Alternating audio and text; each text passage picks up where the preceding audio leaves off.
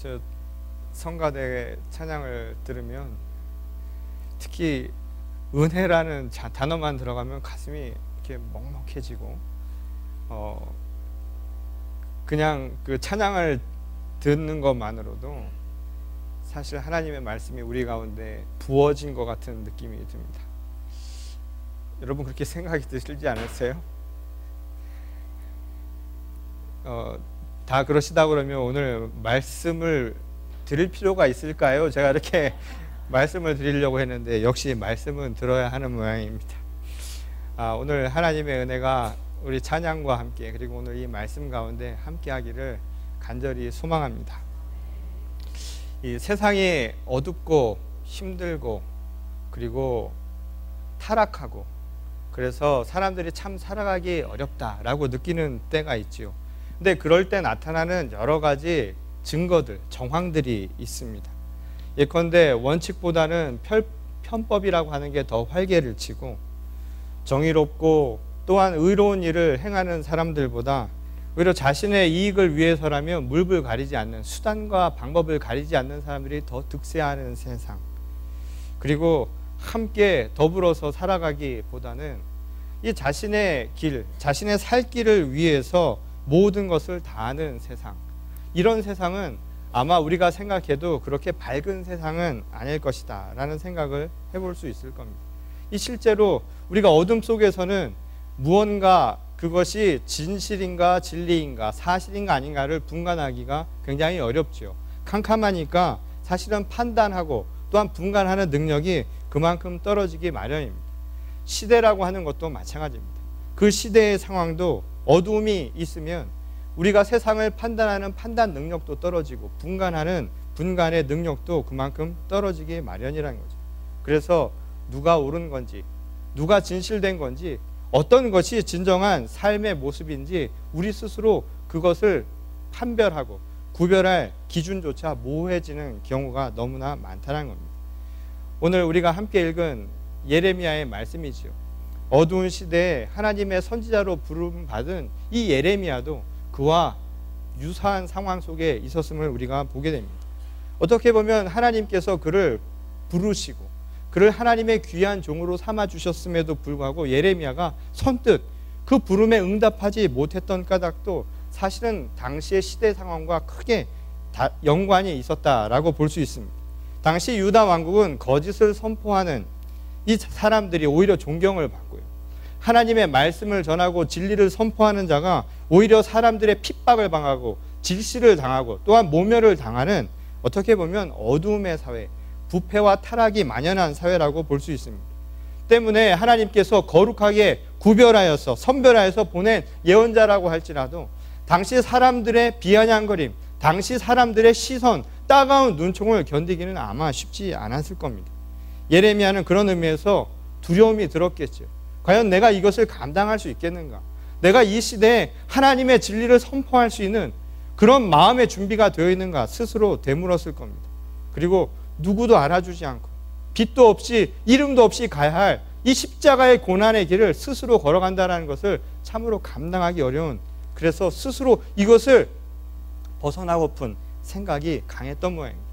이거는 비단 예레미야만의 상황이 아니죠. 모세의 상황도 마찬가지였고 사실은 모든 지도자들, 앞서가는 선각자들, 모든 인도자들이 함께 느끼는 공감하는 내용 가운데 하나가 바로 이 질문입니다.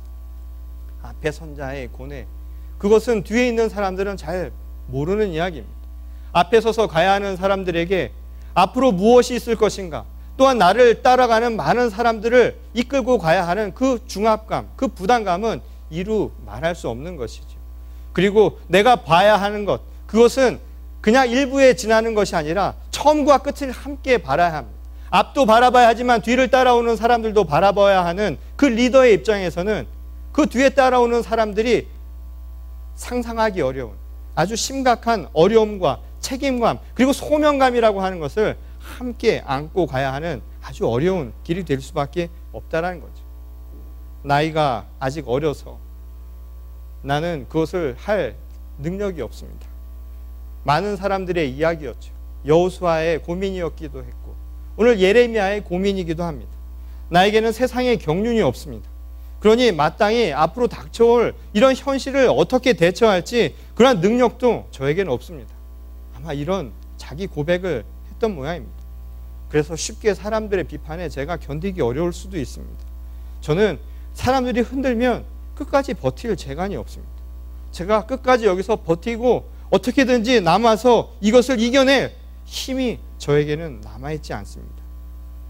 이제 세상을 갓 진출한, 그래서 세상의 뿌리를 아직 깊이 내리지 못한 젊은이에게 작은 바람 하나에도 흔들릴 것만 같은 이 두려움은 아마도 공통된 생각일지 모른다는 거죠. 이 실제로 많은 젊은 청년들이요, 세상을 변화시키고 또한 세상의 전면에 나서서 이 시대에 새로운 바람을 불어일으키려고 하면 많은 사람들이 하는 이야기 중에 하나가 이런 이야기가 있습니다. 너희가 뭘 하냐? 니네들이 하면 뭘 하겠니? 너희가 세상을 아직 잘 몰라서 그런다. 이런 이야기들을 아마 많이 들어보고 또 여러분들도 모르는 새 많이 해봤을 겁니다. 물론 인생의 연륜이라는 것, 인생의 결륜이라고 하는 것은 세상을 바라보는 아주 소중한 자산입니다.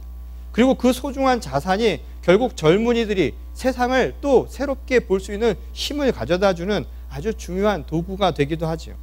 그렇다고 해서 젊다는 것 그 자체가 무조건 무언가 큰 일을 해내기에는 장애물이 된다라고 볼 수도 없는 일입니다. 역사적으로 보더라도 세상을 변화시킨 사람들, 선각자 중에는 젊은 사람들이 아주 많았죠. 시대를 호령하고 또한 시대의 변화를 일으켰던 많은 사람들 중에는 젊은 청년들이 많았다는 겁니다. 그들의 열정, 그들의 패기, 그리고 그들의 순수함이라고 하는 것이 때 묻은 세상을 달리 보게 만들고, 그래서 때 묻은 세상에 그 열정을 다해서 그 패기를 다해서 변화를 가져오는 힘이 되기도 했다는 겁니다. 물론 여기에는 연륜이라는 것을 무시할 수가 없죠. 그들이 가르쳐준 세상을 보는 지혜라고 하는 것은 그들에게 큰 힘이 되었으면 말할 나위도 없습니다. 그리고 그것은 그들에게 어디로 향해 갈 것인가 하는 나침판이 되기도 하였고, 때로는 지쳐 쓰러질 만한 그 순간에 젊은이들을 일으켜 세우는 큰 용기와 큰 힘이 되기도 했다는 겁니다. 하지만 그 단순히 연륜이라고 하는 것, 또는 경륜이라는 것, 또는 전통이라고 하는 것이 고집되거나 또는 그것이 하나의 목적이 되어버려서 기존의 입장과 방식만 강조하게 된다면 그것은 오히려 시대를 막고 또한 변화를 막고 오히려 시대를 역행하는 결과를 초래할 수도 있다는 겁니다. 오늘 우리가 읽은 또 다른 본문의 말씀이죠. 예수님의 말씀처럼 이 당시 유대 사회가 그와 유사한 상황을 우리에게 대표적으로 보여주는 사례라는 겁니다. 회당에서 예수께서 말씀을 전하시며 예수께서는 사람들에게 이런 이야기를 선포하셨죠. 우리가 이미 지난주에 말씀을 나눈 것처럼 오늘 하나님의 뜻이 이루어졌습니다 라는 아주 귀한 선포의 말씀을 전하셨습니다. 근데 그 말씀의 의미는 무엇이었습니까? 우리가 지난주에도 이야기한 것처럼 오늘 하나님의 말씀 이사야를 통해서 주신 그 복음의 내용들이 이루어졌습니다 라는 그 말씀은 바로 우리에게 새로운 시작, 새로운 하늘, 새로운 땅을 열기 위해서 오늘 새로운 시작을 하라는 말씀과 똑같았다라는 것을 우리가 함께 나눈 바 있죠. 열매를 맺는 것, 우리가 열매라고 하는 것을 지금 눈앞에 보고 그 결과만을 보고 이것이 이루어졌다라고 이야기하는 것이 아니라 실제로 열매는 그것을 뿌리는, 씨 뿌리는 자의 노력과 또한 그것을 위해서 땀 흘리며 수고하는 과정이 없이는 불가능한 이야기라는 것이죠. 그런 의미에서 오늘 이루어졌다라는 이 말씀은 다른 의미로 오늘 그 꿈을 이루기 위하여 도전하라, 그 꿈을 꾸라, 그리고 씨 뿌리는 것을 멈추지 말라, 그리고 그것을 향해서 오늘 마음의 문을 열고 나서라라는 말씀의 의미임을 우리가 함께 나눈 바 있다라는 겁니다. 받을 복만 생각하지 말라는 것이죠. 여러분 새해 복 많이 받으시고 있습니까? 그런데 말이죠, 복이라고 하는 것은 받아서만 복이 아니라 오늘 받을 복만 보는 것이 아니라 내가 그 복을 위해서 구하는 자가 되어야 한다는 겁니다. 내가 그 복을 위해서 무언가를 행해야 하는 것, 내 마음의 문을 열고 씨를 뿌리는, 그래서 그 열매를 맺기 위한 수고를 마다하는 귀한 사람들이 되어야 한다는 겁니다.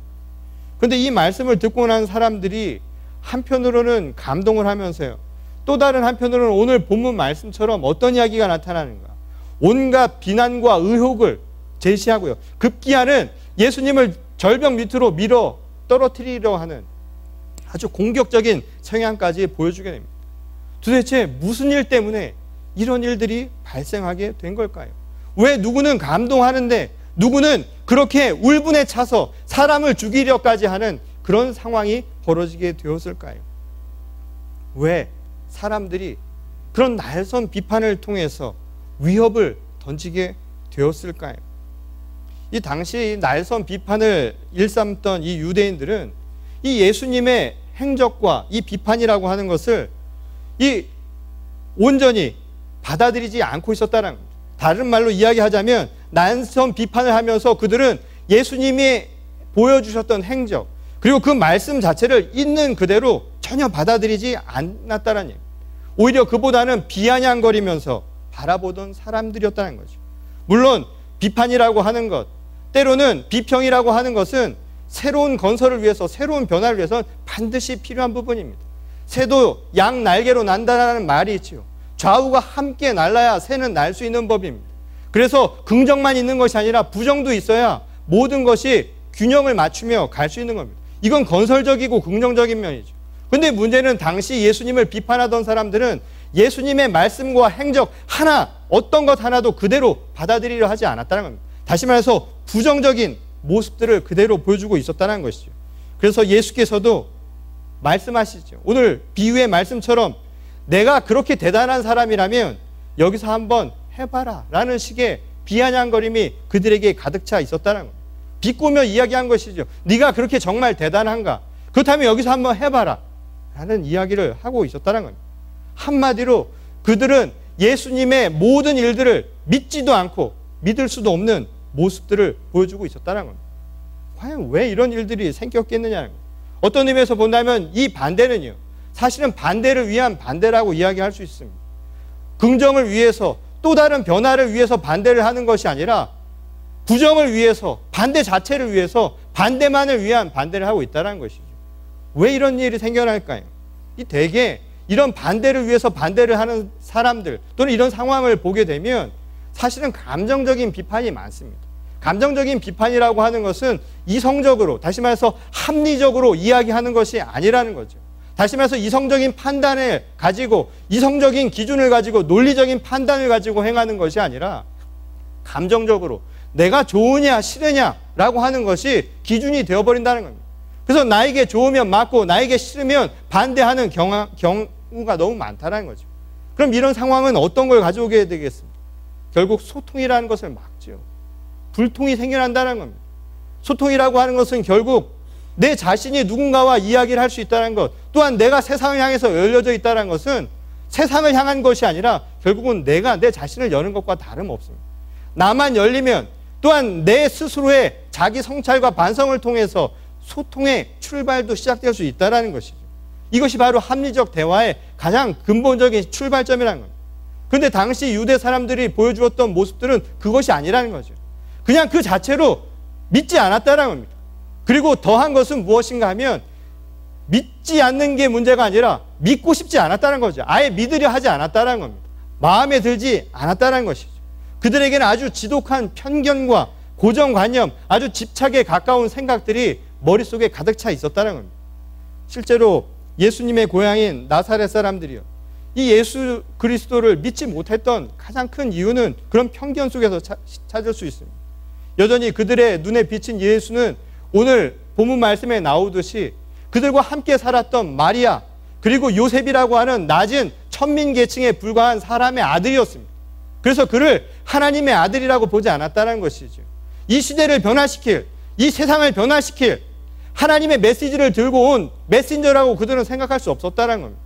오늘날로 말하자면 세상의 법을 이야기하는, 법률을 이야기하고 법을 해석하는 그 능력이 그렇게 배움도 없고 또한 천한 계층의 사람에게서 나올 법한 일이라고 그들은 믿지 않았다는 겁니다.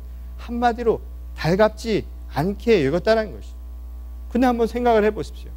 이 사실 이 지연 관계라고 하는 것, 이 고향 사람이라고 하는 것이 사실은 잘만 하면 좋은 거 아닙니까? 특히 한국 사람들은 연고라고 하는 연고 관계가 굉장히 중요한 사회입니다. 그래서 우리 한국의 대표적인 세계 연고 관계가 있죠. 하나가 뭡니까? 지현, 혈연, 학연. 이 세 개만 엮이면 세상이 다르게 변화된다라는 말이 있지 않습니까? 그런데 말이죠. 이 지연 관계라고 하는 것이 오히려 이 세상을 움직이는 큰 힘이 될 수도 있지만 그 자체로 사실은 부정한 일이 될 수도 있다라는 겁니다. 사실 오늘 예수 그리스도께서 고민하시고 또한 그것으로 고초당해야 했던 이유도 거기에서 시작이 되는 것이죠. 실제로 지연이라고 하는 연고 관계가 성립이 되려면 사실은 상호 간에 이득이 있어야 발생을 하는 관계가 됩니다. 서로 간에 이득을 생각하고 전제로 하고 이루어진 관계라는 것이죠. 한마디로 주고받는 정이 있어야 생겨난다 이 말인 겁니다. 한국 사람들 정 얼마나 좋아합니까? 주면 가는 정이 있으면 또 뭐가 있어야 됩니까? 오는 정이 있어야 된다고. 갔는데 안 오면 또 사람이 짜증나고 이 관계는 무효라고 생각을 하지 않습니까? 근데 이 관계의 중심이 그럼 어디 있냐 이 말인 거죠. 결국은 마치 우리가 하나가 돼서 공동체의 의식을 갖고 있는 것 같지만 이 연고 관계의 핵심은 어디까지나 자기 중심적이라는 거죠. 내가 기준이 돼서 내가 받으면 좋고 아니면 그 자체로 아무것도 아닌, 그래서 그것으로 인해서 결국 우리라고 하는 폐쇄적인 관계가 이루어지고 또한 그것도 내 자신을 위한 것이 아니면 아무 소용이 없는 아주 자기 중심적이고 그래서 폐쇄적인 형태를 띠게 될 가능성이 그만큼 높다라는 겁니다. 여러분, 폐쇄가 되고 닫혀있다라는 것은, 흐르지 않는다라는 것은 결국 썩는다라는 얘기입니다. 부패하고 타락할 가능성이 그만큼 많다라는 것이죠. 오늘 또 다른 본문이죠. 예수께서 이 사렙다 마을의 이 과부 이야기와 시리아 사람 나아만의 사례를 드신 까닭도 바로 여기에 이유가 있다라는 겁니다. 이미 유대 사회는 배타적인 시각이요, 그리고 율법의 전통에 얽매인 고정관념, 지독한 편견으로 가득 차 있었던 사회였다는 것을 예수께서도 알고 계셨다는 거죠. 심지어 그들은요, 나사렛에서 무엇 선한 게 나올 것이 있느냐라는 이야기를 하던 사람들입니다. 그 땅에서는 아무것도 제대로 된 것이 나올 것이 없다. 그리고 그곳에서는 하나님의 뜻이 임할 수 없다라고 하는 것이 그들의 생각이었다는 겁니다. 이미 눈이 닫히고 마음이 닫히고 문 자체가 완전히 닫혀 있었던 상황이었다는 거죠. 그래서 예수께서 오늘 비유로 하신 얘기 아닙니까? 오늘 사렙다 과부의 이야기와 나아만의 이야기는 무엇을 이야기합니까? 특정한 이방 지역을 이야기합니다. 특정한 이방 지역과 그리고 혈통이 다른 이방인을 통해서 하나님이 역사하시고 하나님의 기적이 임합니다. 그것은 특정한 유대 사람들에게 임하는 것이 아닙니다. 특정한 혈통을 통해서 이루어지는 것도 아닙니다. 특정한 땅에서만 이루어지는 사건이 아닙니다. 오직 하나님의 역사와 하나님의 기적이 일어나는 것은 하나님을 향한 순전한 믿음으로부터 일어난다는 것을 가르쳐주는 것이죠. 순종하는 마음, 열린 마음이 하나님이 역사하는 그 소통이 일어나는 도구가 되고 통로가 되는 것이요, 하나님의 기적이 이루어지는 바로 그 근본이 될 수 있다는 것을 우리에게 분명하게 가르쳐주고 있다는 겁니다. 그래서 결국 예수님의 선포를 듣고 흥분해서요, 예수님을 절벽까지 미뤄서 떨어뜨리려 했던 그런 공격적인 성향까지 보인 사람들은 그런 의미에서 아직까지 마음의 문이 열리지 않은 사람들이라는 거죠. 오늘 하나님의 나라가 이루어졌습니다라고 하는 이 말씀을 듣고도 그들은 믿지 않았던 겁니다. 무언가 열매를 얻기 위해서는 문을 열고 나가야 됩니다. 새로운 시작을 위해서는 내 문을 열고 나가야지요. 열매를 위해서는 씨를 뿌려야 되는데 여전히 그들의 마음과 그들의 시선은, 그들의 영혼의 문은 아직까지 완전히 열리지 않은 상황이었다는 겁니다. 그러다 보니 봐야 할 것이 보이지 않는 겁니다. 그리고 들어야 할 것도 들리지 않는 겁니다. 그리고 그 누구와도 소통할 수 없는 아주 꽉 막힌 현실 속에서 그들은 살고 있었다는 겁니다. 오늘 예수께서 그들의 한가운데를 지나가셨다라는 이 표현은, 한가운데를 떠나가셨다라는 이 표현은 그런 의미에서 사실은 우리가 예수님을 떠나가게 만든 사건이라는 겁니다. 절벽까지, 극단의 상황까지 밀어버린 것은 예수님 스스로가 선택하신 일이 아니라 바로 우리들이 그렇게 만들었다는 것이죠. 예수님이 우리를 버리신 것이 아니라, 예수님이 우리를 떠나가신 것이 아니라 우리가 예수님을 떠나가게 만들었다는 겁니다. 이 반면 오늘 이루어졌다는 예수님의 선포를 듣고 감동했던 사람들은 어떤 사람들이었을까요? 왜?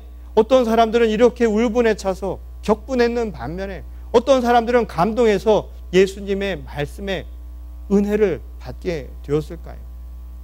참 희한한 게 말이죠. 같은 이야기를 듣고도 생각이 참 다릅니다. 자식도 그렇죠. 키워보신 분들은 압니다.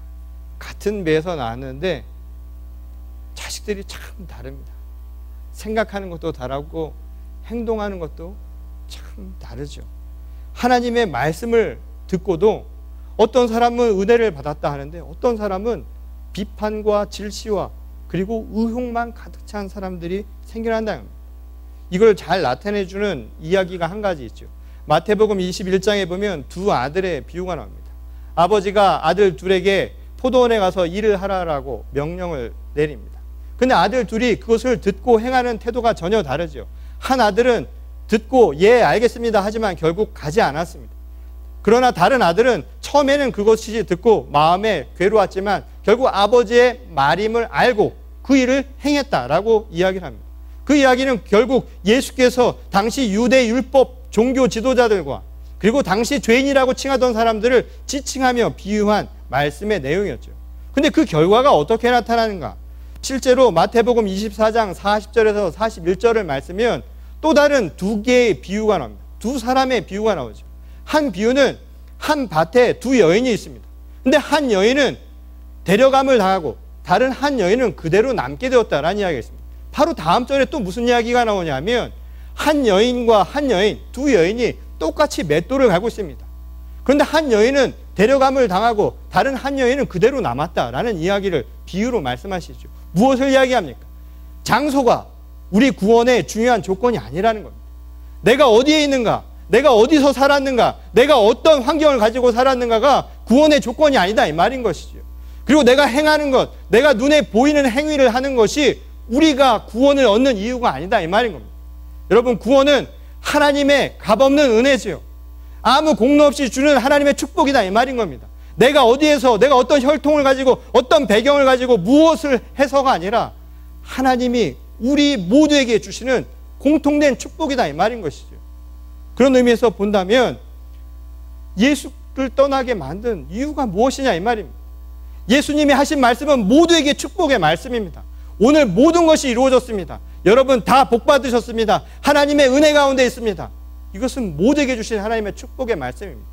이 말씀을 듣고 감동한 자와 그리고 감동하지 못하고 오히려 의혹과 질문과 그리고 분노하는 자들을 가른 것은 결국 무엇의 문제냐 이 말인 거죠. 그것은 결국 우리의 문제 아니겠냐 이 말씀인 겁니다. 이제 모든 것이 이루어졌다는 이 말씀을 듣고 갈라진 두 사람의 두 부류의 사람들이 갈라질 수밖에 없었던 원인도 바로 여기 있다는 것이죠. 하나님의 은혜를 은혜로 보지 못하는, 하나님의 은혜조차 내 생각과 내 편견과 고정관념 속에서 자기 의미대로 생각하고 자기 의미대로 판단하려 했던 바로 사람들의 차이가 거기서 극명하게 갈린다는 겁니다. 하나님이 우리에게 주신 그 사랑을 받을 준비가 되지 않은 것이죠. 성경은 이를 믿는 자와 믿지 않는 자라고 이야기합니다. 오늘 본문 말씀에서 이야기하듯 그런 의미에서 감동한 사람들은요, 마음이 움직인 사람들이죠. 마음이 움직인 것은 마음이 움직이며 문이 열렸다는 이야기입니다. 새로운 시작을 위해서, 새로운 변화를 위해서 내가 무언가 시작할 수 있는, 그래서 하나님의 말씀을 따르고 순종할 수 있는 준비가 된 사람들임을 우리에게 가르쳐주고 있다는 겁니다. 무엇보다 오늘 하나님의 말씀을 통해 내가 하나님의 나라를 꿈꾸며 그것을 위해 오늘 새로운 도전을 내가 고백하고 결단하는 사람들의 모습이라는 것이죠. 오늘 우리들에게 주시는 또 다른 말씀입니다. 우리가 지난주에도 함께 이야기한 것처럼 오늘 이루어졌다라는 이 말씀 속에서 여러분 꿈이 생기십니까? 그리고 도전을 하겠다라는 마음의 결단이 생기십니까? 오늘 그런 믿음의 사람들에게 주신 주님의 말씀이죠. 하나님의 말씀입니다.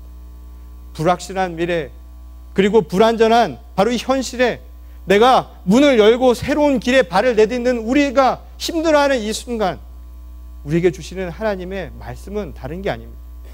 오늘 늘 너희와 함께 있으며 너희를 보호해 주리라는 말씀입니다. 불안한 현실, 불안전한, 그래서 앞이 어떻게 열릴지 모르는, 내가 이 앞을 인도해 가야 되고, 또 내가 가장으로, 또한 내 개인의 삶을 인도해 가는 한 개인으로 미지의 세상을 첫 발을 내딛는 우리에게 주시는 하나님의 말씀입니다. 하나님의 말씀, 하나님의 씨앗을 뿌리러 나가는 모든 이들에게 주시는 축복된 말씀은 늘 너와 함께 있으리라는 말씀입니다. 오늘 우리 교회가 열린 교회의 꿈과 비전을 안고 시작하려고 합니다. 우리 교회와 우리 성도님들에게 주시는 하나님의 말씀입니다. 문을 연다는 것은 쉬운 일이 아닙니다.